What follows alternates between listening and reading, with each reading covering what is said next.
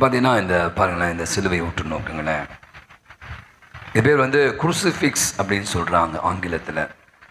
Cross என்ன வித்தியாசம்? Cross குருசிஃபிக்ஸ். இது கிராஸா குருசிஃபிக்ஸா? குருசிஃபிக்ஸ்னா இயேசு சிலுவையில் அறையப்பட்டிருப்பார். நீங்கள் மற்ற சபைக்கெல்லாம் போனால் இப்படி ஒரு சிலுவை பார்க்க முடியாது, வெறும் சிலுவை தான் இருக்கும். அவங்களுக்கு சிலுவையை வந்து ஒரு அடையாளம், அவ்வளோதான். குருசிஃபிக்ஸ் ஒவ்வொரு முறையும் இந்த இயேசுவை உற்று நோக்குகிற போது அந்த சாந்தமான உடல், நமக்காக ரத்தம் சிந்தியது, முள்முடி, அந்த வெறுமை, உடம்புல ஒரு துணி இல்லாமல் துண்டு துணியோடு இருந்தது, இதெல்லாம் நமக்கு தருகிற செய்தி.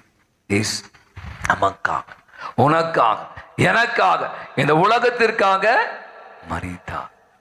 வெறுமனே சிலுவை இல்லை, நம்ம கத்தோலிக்க திருவையில் மட்டும் பார்த்தீங்கன்னா இந்த குருசிஃபிக்ஸ் இருக்கும். ஆகவே இந்த அருமையான கண்களை மூடுவோம்.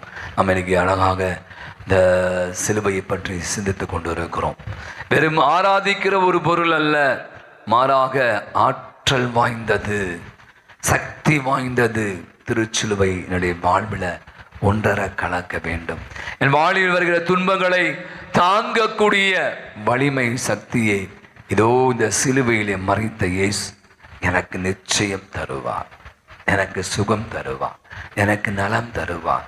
தொடர்ந்து நான் பயணிக்க, எதிர்கொள்ள, தடைகளை தாண்டி ஓட எனக்கு வலிமை தருவார் என்ற அற்புதமான செய்தியை தான் இந்த திருச்சிலுவை நமக்கு மிக அழகாக எடுத்து சொல்கிறார்.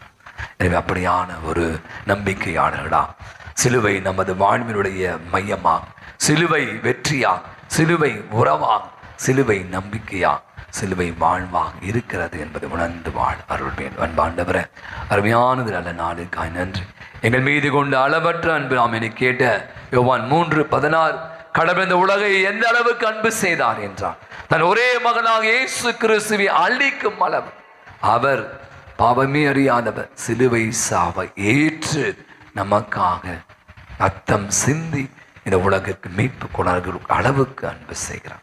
ஆண்டவரே, அப்படியான அன்பான்பு ஆகிய ஆண்டவரே, உமது அன்பில் நான் பயணிக்க, உம்முடைய நம்பிக்கை கொண்டு வாழ, என் வாழ்வில் நீ எப்போதும் உடன் இருக்கிறீர் நம்பிக்கையோடு பயணிக்க எனக்கு அருள் தருவீரா.